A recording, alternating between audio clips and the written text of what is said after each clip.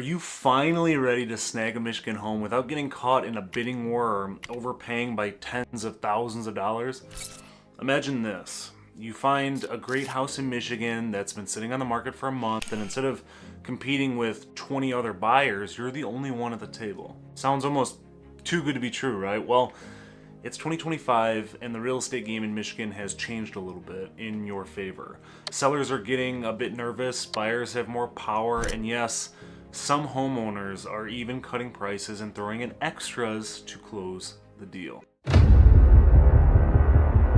In this video, I'm going to walk you through an A to Z, step-by-step game plan for how to get a great deal on a Michigan home today. I'll cover everything from understanding the latest market data and forecasts to avoiding bidding wars, targeting the right listings, making smart lowball offers, and even getting sellers to pay your closing costs. By the end of this, you'll be armed with real data and insider tips to make the most well-informed decision possible. Sounds good? Let's dive into it. Step 1, understand the 2025 Michigan market. Buyers are gaining an edge. First up, you need to take the temperature of the Michigan housing market in 2025, and here's the good news. It's cooling off just enough to give buyers like you some breathing room. For the past few years, or the past several years, it feels like you've had to offer $20K over asking and waive every contingency to get a home, but not so much anymore. Although it does happen, experts are noting that the market is shifting in favor of buyers. Michigan's data backs this up. Inventory, the number of homes for sale, is climbing. In July 2025, there were over 41,000 homes for sale in Michigan alone, up 11.2% from the year before. More homes on the market means more choices and less competition for you. And guess what? Houses aren't selling overnight like they used to. Statewide, the median time a Michigan home sits on the market is now about 24 to 30 days, up a bit from last year. And in some parts of Michigan, it's much longer than that. West Michigan homes, for example, now average 35 days on market, up from 25 days a year ago. When homes take longer to sell, sellers get anxious and you get leverage. And another big change to that is bidding wars are no longer a given. Remember the horror stories of 15-way bidding wars in 2021? Those days are fading slowly but surely. Only about 1 in 5 homes nationally is seeing multiple offers as of mid-2025, down from 1 in 3 last year. Michigan reflects this trend. Fewer homes are selling above the asking price now, indicating that frantic bidding is calming down. In July, only 36% of Michigan homes sold above list price. Honestly, a real noticeable drop from the prior year. And the translation to that is you're less likely to have to outbid a bunch of other buyers today. In fact, many sellers are now cutting their prices to attract a buyer. About 32% of homes in Michigan had a price drop in mid-2025, slightly higher than last year. The market that was once a red-hot seller's market is traveling off into a much more balanced field, maybe even tilting buyer-friendly. And as I see in the local markets, yes.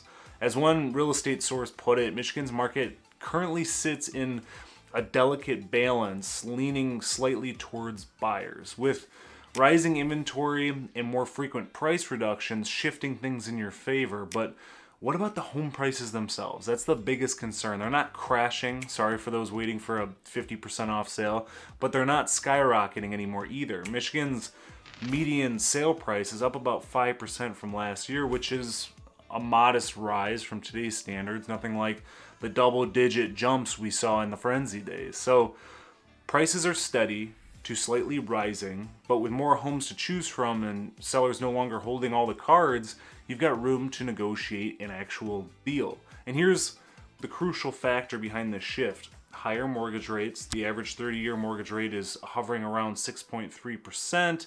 As of late, with all the drops we've been having, it's been going under 6 a little bit too, as of September 2025, before the feds cut the rates, which is much higher than the 3% rates enjoyed a few years back. Those higher rates have thinned out the buyer pool. Fewer people can afford to buy a home, which means less competition for those who can. Sellers know this, and many are motivated to work with the buyers who are still out shopping around.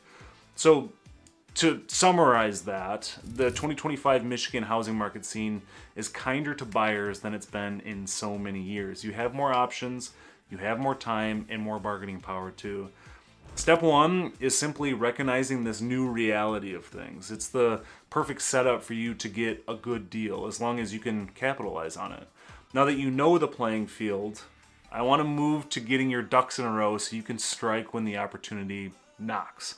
Step two, get your finances in order. Be ready to move quick. Okay, so the market's more in your favor, awesome, but that doesn't mean you can slack on the prep work. If you want a killer deal on a house, you still need to be a well-prepared buyer. Step two is all about your finances, getting pre-approved, understanding your budget with today's rates, and basically being ready to pounce when you find the right house. Think of it this way. A motivated seller is only going to cut a deal with a buyer they can trust to actually close the deal. You want to be that buyer. First, get pre-approved for a mortgage. This is a non-negotiable. With mortgage rates around that mid 6%, a little lower, give or take your program, you need to know exactly what you can afford in terms of a monthly payment. A pre-approval not only tells you your price range, it also proves to the seller that you're the real deal, and all puns are intended there. When you submit an offer with a pre-approval letter, it's like saying, hey seller, my financing is solid, no worrying with this deal or worrying that this deal is going to fall apart. Sellers love that, especially in a market where they might have already been on the market for weeks. In Michigan today, buyers have that leverage, but there still aren't endless buyers roaming around. So a seller isn't going to waste time on someone who hasn't talked to a lender yet or has a pre-qualification instead of a pre-approval.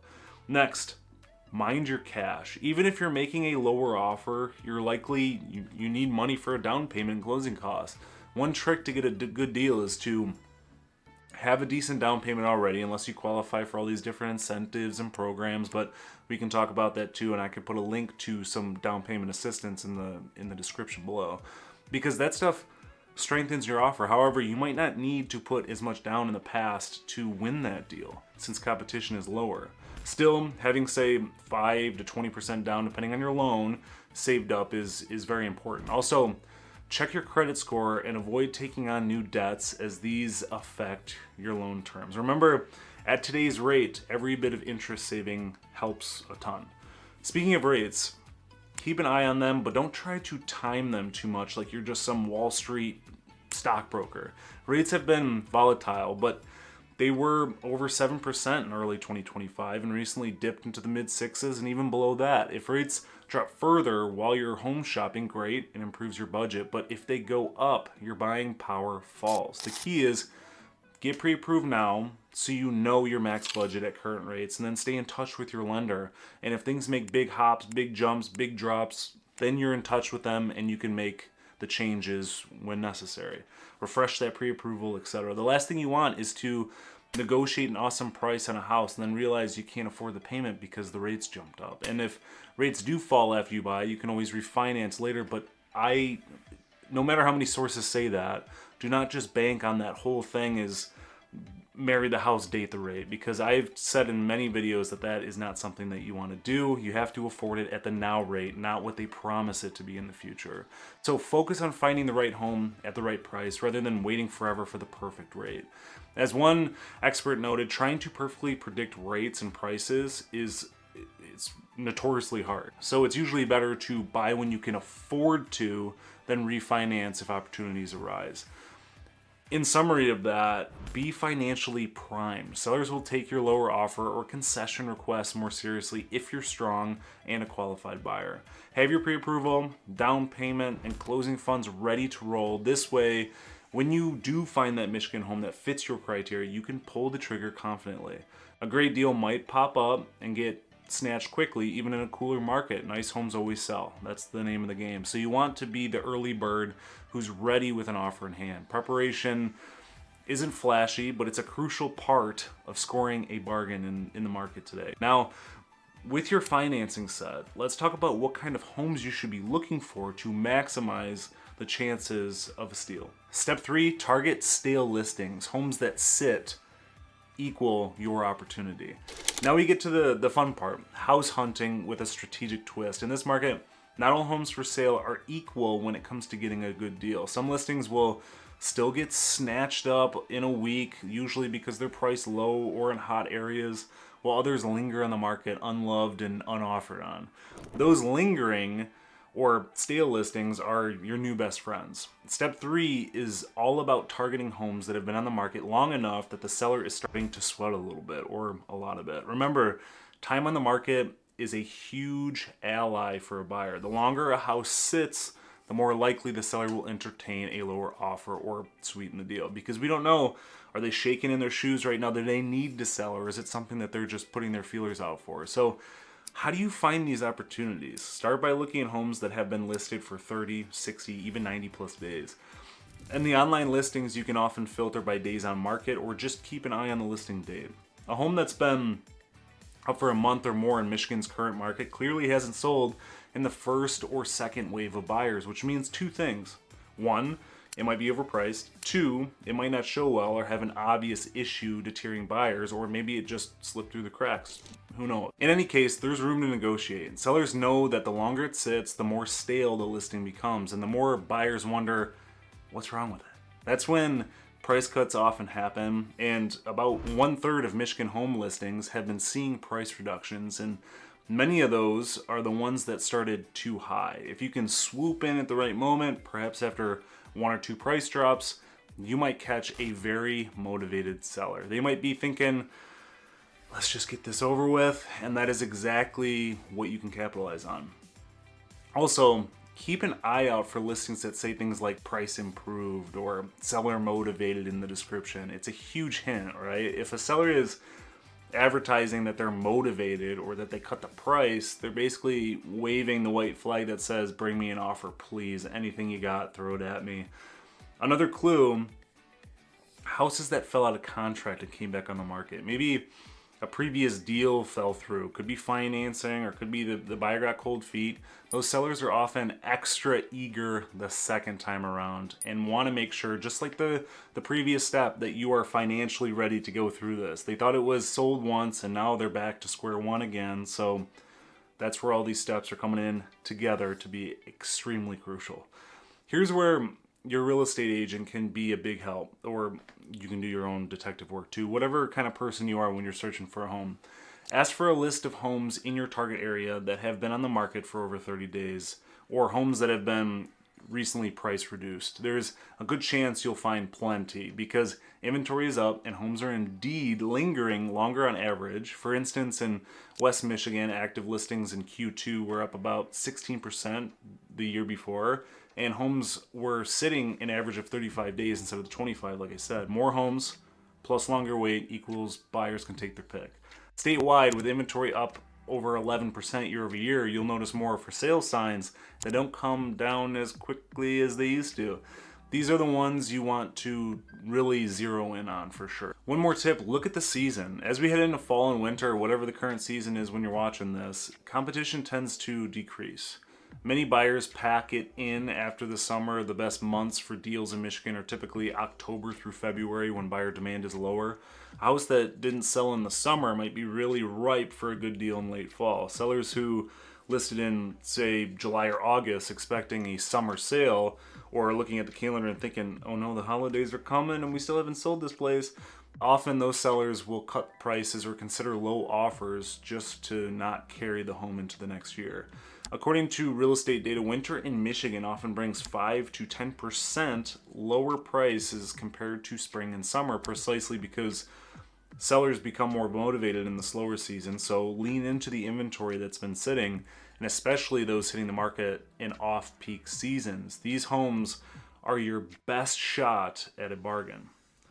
In the next step, we'll talk about how to make sure you don't accidentally spark a bidding war while you hunt for these deals, because even in a cooler market, like I said, you need to be strategic about which battles to fight for sure. Step 4, avoid bidding wars and hot listings. Even though the Michigan market has cooled, you still want to steer clear of the remaining bidding wars. There are fewer and farther between, of course, but trust me, nothing blows up a good deal faster than getting into a price shootout with another buyer. So How do you avoid bidding wars? By being a little choosy about what homes we go after and how we approach those new listings. Firstly, recognize that not every home is a bargain opportunity. Some homes, usually the ones that are pretty beautifully updated in a great location and priced attractively, you know, those too good to be true situations, will sell fast and might still get multiple offers. For example, a fully renovated house in a trendy Detroit suburb or a turnkey home in Ann Arbor that's listed on a Thursday, has an open house on the weekend, could still be packed with buyers. If something is truly underpriced, you might still see a mini bidding war in today's market. One recent survey highlighted that some regions still see more multiple offer situations than other. Example nationally is parts of Northeast US had about 1/3 of homes getting multiple offers, whereas other regions were under 10%.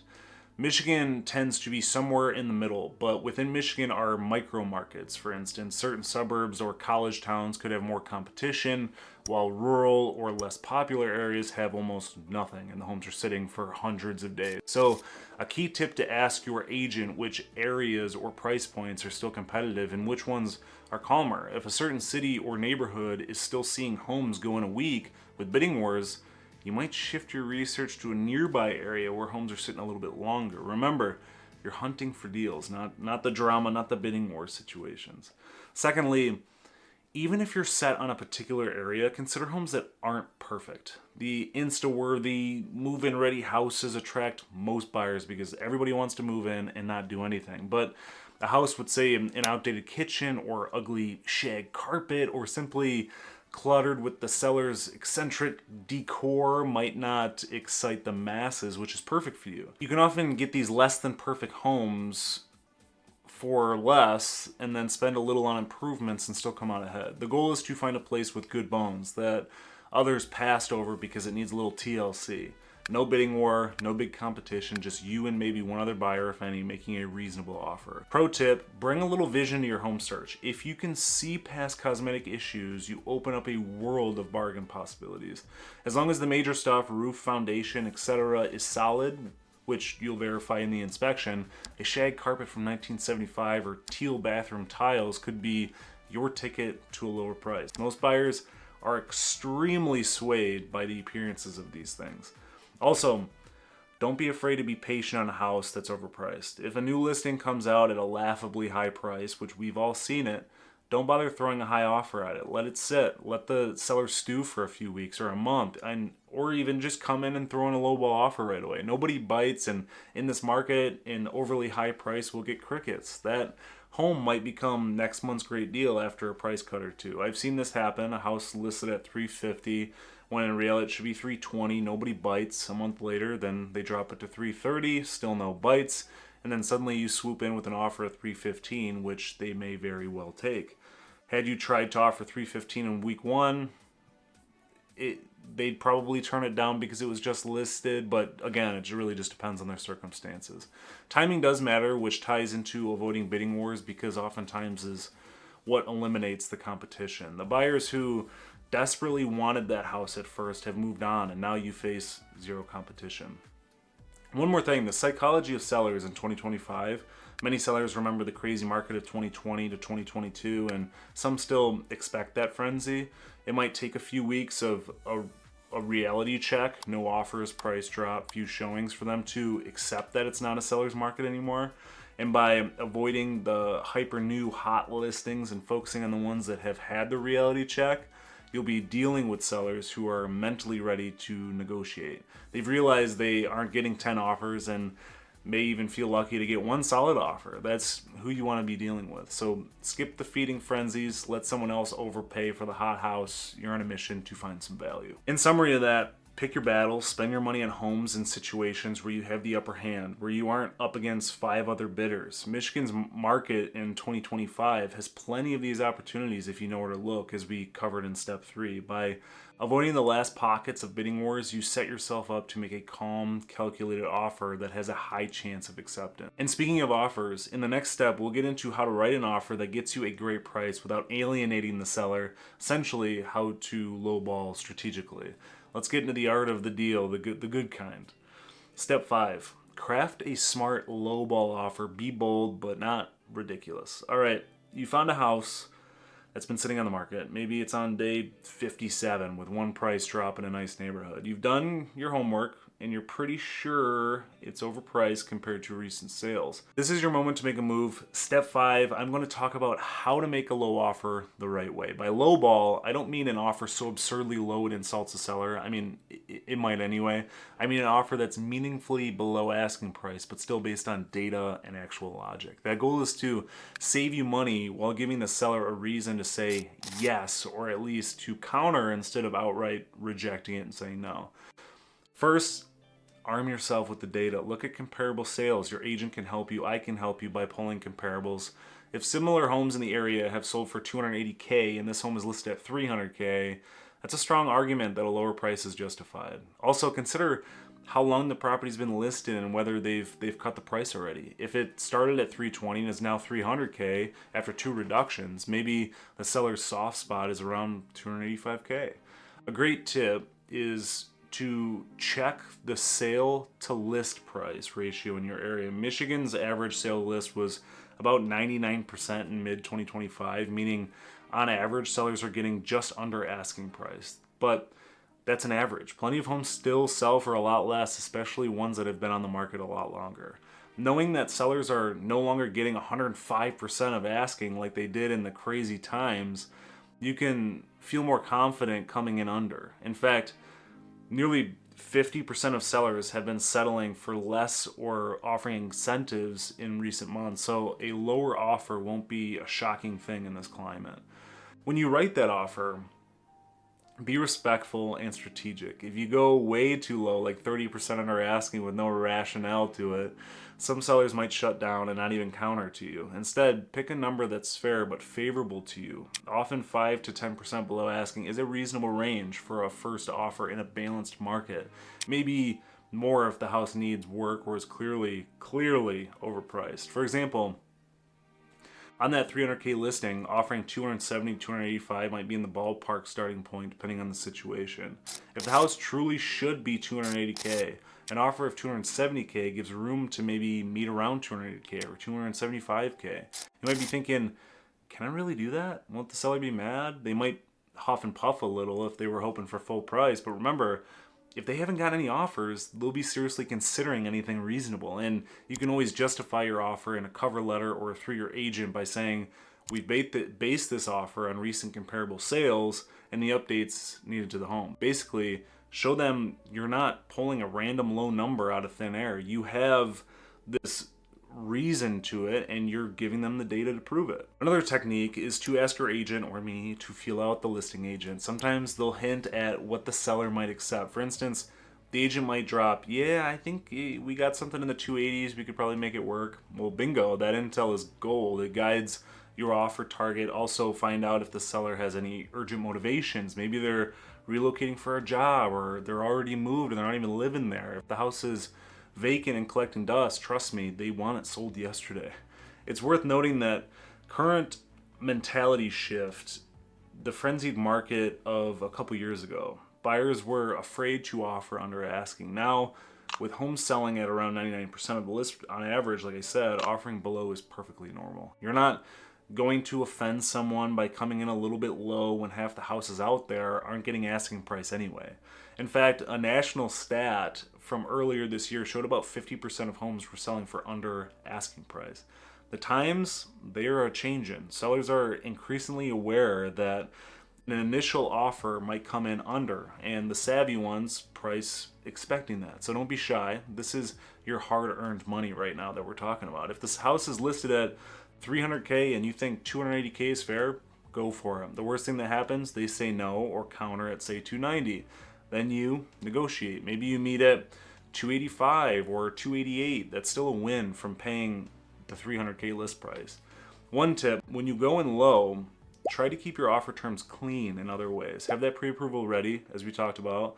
Maybe be flexible on the closing date if the seller needs it, and definitely keep your contingencies. Don't waive inspection. More on that soon, but you can make the timeline standard. Essentially, you're saying, I'll give you a straightforward solid deal that closes, but at a price that works for me and what this market suggests. Many sellers will take that seriously, especially if their alternative is continuing to have that house sit on the market indefinitely. We have successfully negotiated thousands off the asking price using the method in Michigan's current market. It works because we're no longer in that irrational feeding frenzy. We're in a marketplace of negotiation. Sellers have started expecting offers that might come in below. Some even price at a tad high, anticipating the haggling. So you playing the game is part of the new normal. Bottom line for step 5, go ahead and make that lower offer. Just do your homework first and be reasonable enough to keep the conversation going. If you never ask, you'll never know, right? You might be pleasantly surprised by how much a seller is willing to bend in this market. Now, once your low offer is in play, there's another angle to getting a great deal. Not just the price, but also the terms. This brings us to the magic of seller concessions, where you can save even more money to reduce your cost. Ready to ask the seller to pony up some extras?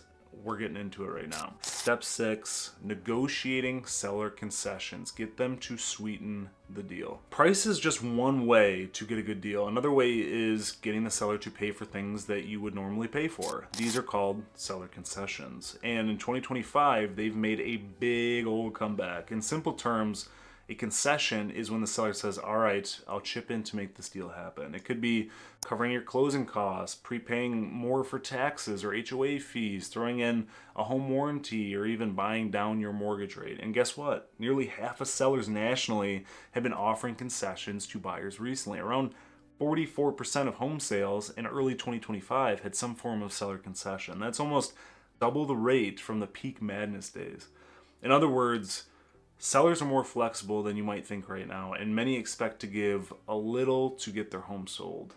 So, how do you leverage this though? When you make your offer or during negotiations, consider asking for a concession, especially if the home's been on the market a while. For example, you could say, I'll pay you $280K, but I want $5,000 in closing cost assistance.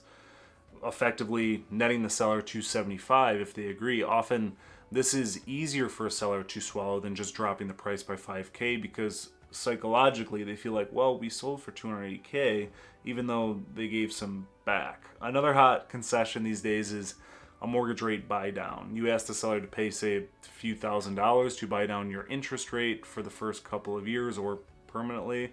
This can save you a ton of monthly payments. And it's an allowed use of seller funds with many loan programs, but of course, I want to put a disclaimer that you need to chat with your loan officer to go over what you can and cannot do in your state, with your program, etc.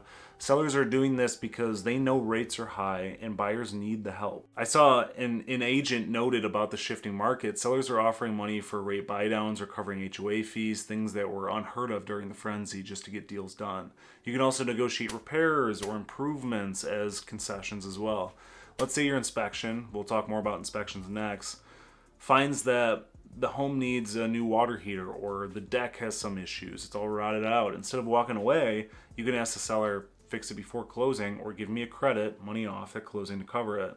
In a softer market, sellers more often agree to such requests. In a super hot market, buyers wouldn't dare to ask for that because they'd be afraid the seller would laugh them off and the next buyer in line would come up. But now you have that leverage. Timing matters with concessions too. You usually negotiate these either upfront in your initial offer, include sellers to contribute X towards closing costs in the offer, or after the inspection, like we request $3K off the purchase price for XYZ repairs. Gauge the situation. If you're already coming in quite low on price, asking for a huge concession on top might be tough to do. So you could prioritize one or the other or find a balance to it. For instance, maybe offer a bit closer to asking price, but with a big concession for closing costs. Some sellers prefer that structure. For example, the house is $300K, you could offer $295 with a $5K seller paid closing cost. The seller, that's similar to a $290K net offer, but they might like seeing the $295K price. Like I said, psychology. Another scenario, new construction homes. If you decide to consider new builds, note that builders often give concessions in slow markets. They might not cut the base price because they don't want to publicly lower the values, but they'll throw in upgrades or rate buydowns too. It's not uncommon in Michigan right now to see builders advertising $10K towards closing costs or design options, essentially a concession. So definitely ask for those. If you're buying new, it's kind of expected in the current climate. And some builders, if you use their builder's mortgage person, they have rates under 3%. And I've seen this. I've been called by the builder's rep, so it's something that's out there as an incentive. It's clear that sellers and builders are offering these perks because the market has tilted in favor of buyers, and with listings at high levels, they need to stand out. When there are more homes for sale, when the inventory is up, and fewer bidding wars, negotiation becomes the normal. Sellers who really want to seal the deal will happily pay a few thousand to make you happy, especially if it means you'll choose their house over another, or actually be able to afford the deal. Remember, a few thousand in closing costs might be pennies per month in their sale price or mortgage, but for you, it could be the difference in being able to cover your moving expenses or buy new furniture. So when working out the deal, don't be shy to ask, can the seller contribute X toward my closing costs? Or I like the washer and dryer, that old hot tub included, or whatever. Or I'm at my max on price, but if you can cover the first year of HOA fees, I can make it work. There's no guarantee that they'll say yes, but if you don't ask, you're not going to get it. And in 2025's market, there's a darn good chance they'll say yes to something. In fact, 44.4% of sellers gave concessions in Q1 of 2025, near a record high, showing just how common this is, just to reiterate that. Sellers are motivated, and buyers have more room to negotiate than we've seen in recent years. One word of caution though, always discuss with your lender how a concession might affect your loan. There are limits to how much sellers can pay towards closing costs depending on the loan program and your down payment. But for most typical scenarios, a seller can contribute a significant chunk, often 3 to 4% or 3 to 6% without issue. So yes, it's a great tool to save you money out of pocket for over the life of the loan. I mean, imagine finishing your home purchase and not only having scored a lower price, but also walking away with, say, $5,000 of the closing costs paid by the seller. That's $5K less from your pocket. Or having the seller pay to buy your rate down by 1%, which could save you hundreds every month in mortgage payments. These things make a huge difference in how good of a deal it feels like. To wrap up step 6, treat concessions as part of the package when negotiating. Sometimes the purchase price isn't the only place to find value. You can save money in other ways that are just as real. Sellers in Michigan are increasingly open to making deals sweeter for buyers. So take advantage of that trend. Now, we've talked about the price and money, but there's another aspect of getting a great deal, making sure the house is actually worth what you're paying and not a money pit. That means inspections and contingencies, which brings us to the next step. Step 7, use inspections and contingencies to your advantage. No more waiving everything like they did during the COVID pandemic time. In the frenzied seller's market of the past, buyers were doing crazy things like waiving inspections and appraisals, getting the appraisal waivers just to win a home. It was scary stuff. People basically buying a house blind to the issues. The good news is you do not have to do that now. In fact, you absolutely should not. In a cooler market, you can and should keep your inspection contingency and others intact and use them as leverage to get an even better deal or ensure you're not overpaying.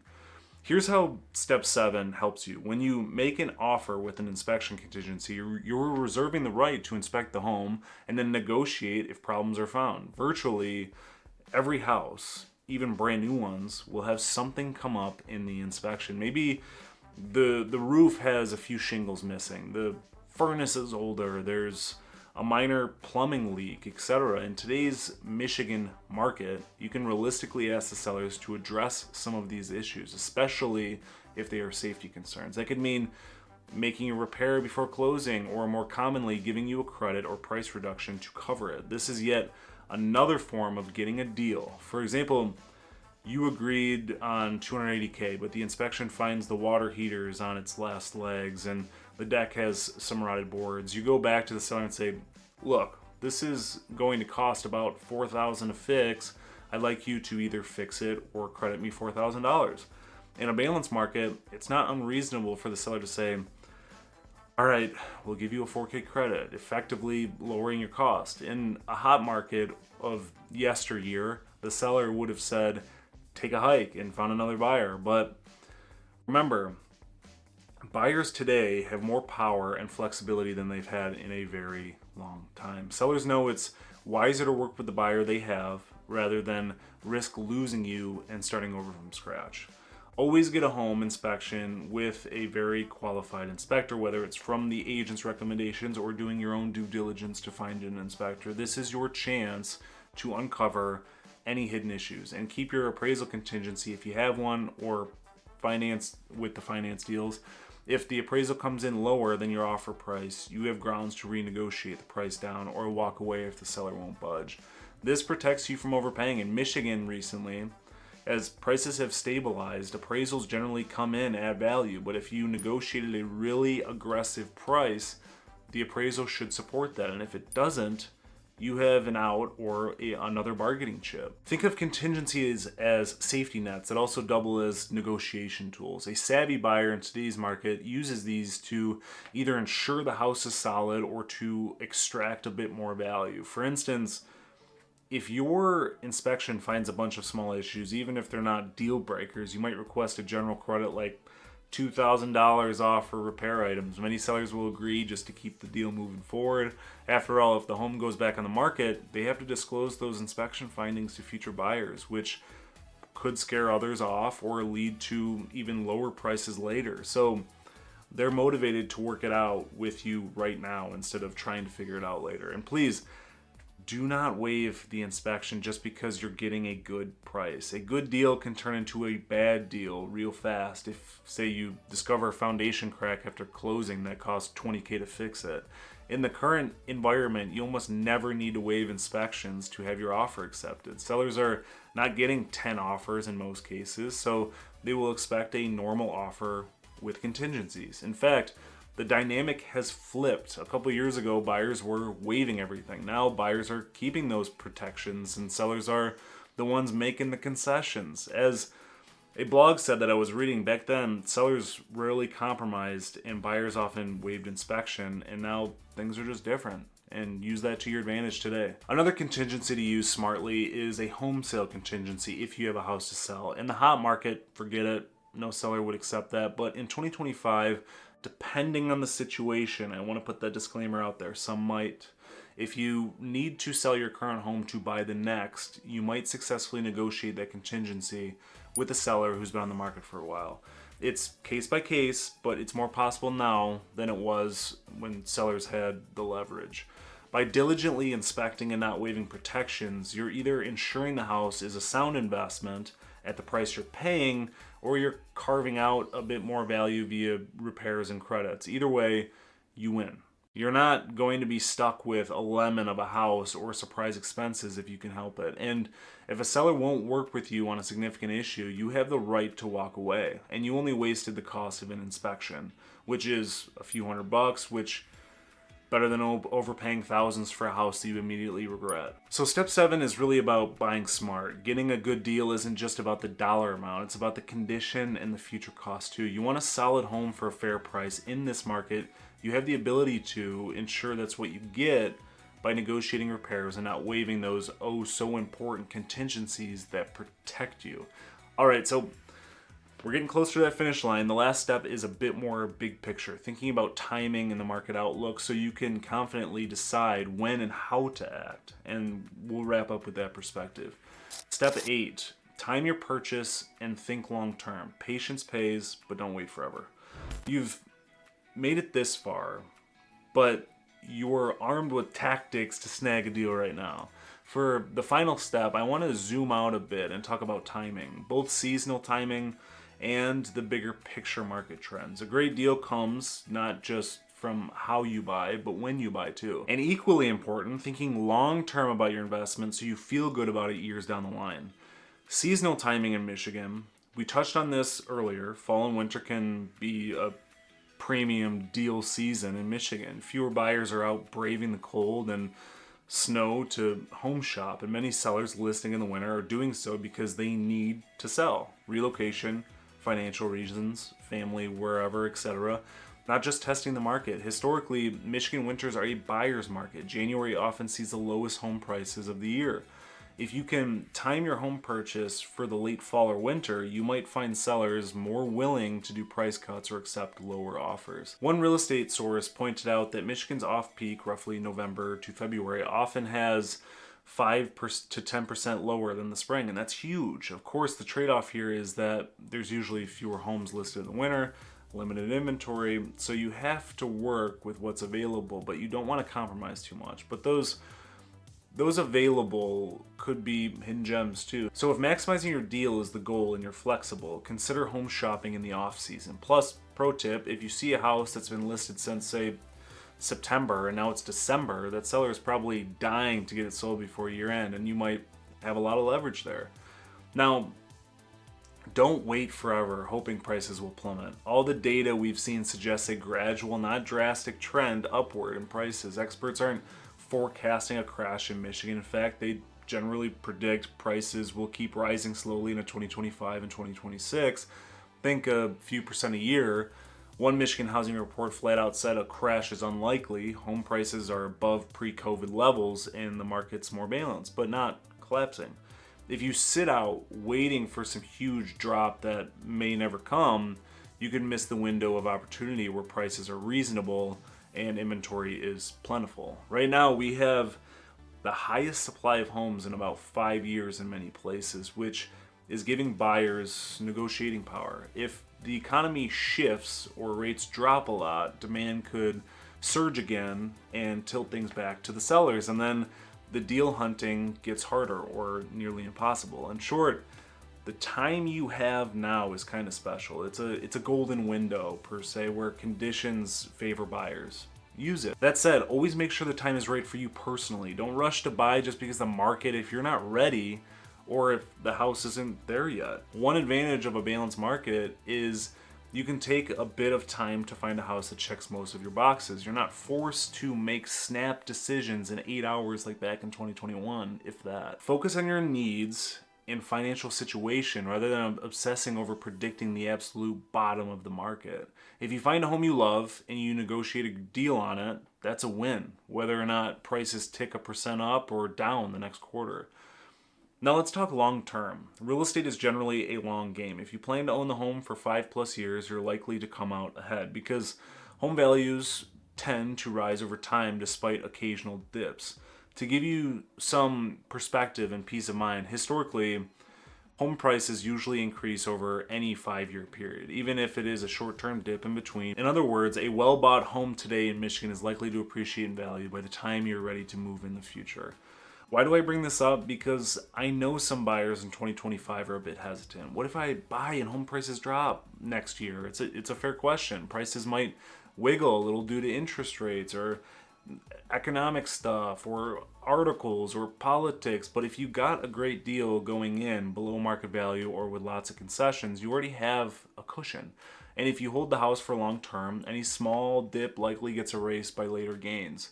Michigan's economy and housing demand long term are stable. We have a lot of things going for us. Affordability relative to the coast, jobs in certain growing industries, etc. Plus, remember, you're not buying in 2021 at peak frenzy. You're buying after the market has already cooled and normalizes, is getting back to that balance point, I should say, like I did before. That means you're buying at a sensible price, not an inflated bubble price, so you're in a better position. Also, consider the interest rate future. Right now, rates are higher than they've been in a while. If you buy now, you might be paying 6 to 6.5% on your mortgage, but if rates drop to, say, 5% in a couple years, you can refinance, lower your payment, making your good deal even better. If rates go up, hey, anything's possible. Well, you've locked in before that happened, and that's a good move. Many analysts expect rates to stabilize around 6% mark and perhaps ease slightly, but not plummet to 3% again anytime soon. So don't hold off on buying solely for a rate drop. Instead, negotiate purchase concessions now.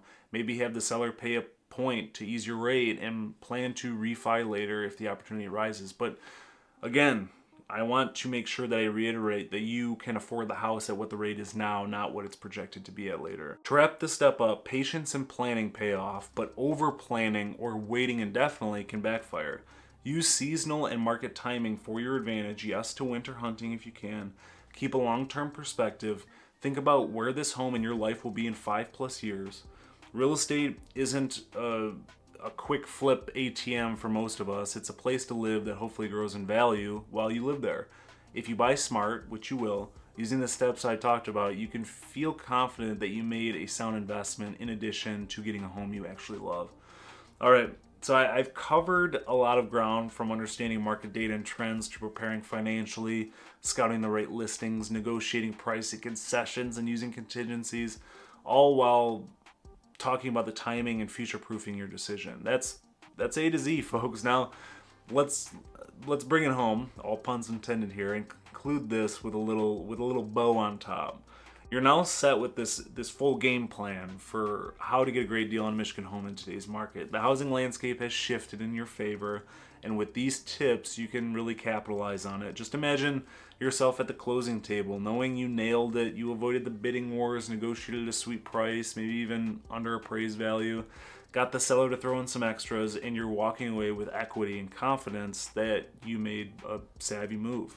That feeling is totally within reach in Michigan right now, as long as you approach things armed with data, patience, and a bit of boldness too. You learn that Michigan's market is finally giving buyers a break. Inventory is up and competition is down. You prepped your finances so you're ready to roll when the right deal comes through. You're focusing on listings that others overlooked, their loss, your gain, and steering clear of the last remnants of the bidding frenzy aspect. Now I want to hear from you though. What do you think about the Michigan housing market right now? Are you seeing opportunities for great deals in your home search, in your specific markets, or do you still feel the market is tricky? Let me know in the comments below. Maybe you've been out there visiting open houses or putting in offers. Share your experiences, ask questions. I'm here to help, and I love hearing your stories too. If you're thinking about making a move to Michigan in one day or a billion, feel free to reach out. I'd be happy to be your go-to resource. I also have a link in the description to the Living in Michigan newsletter for all things Michigan. Thanks as always for watching. Till next time.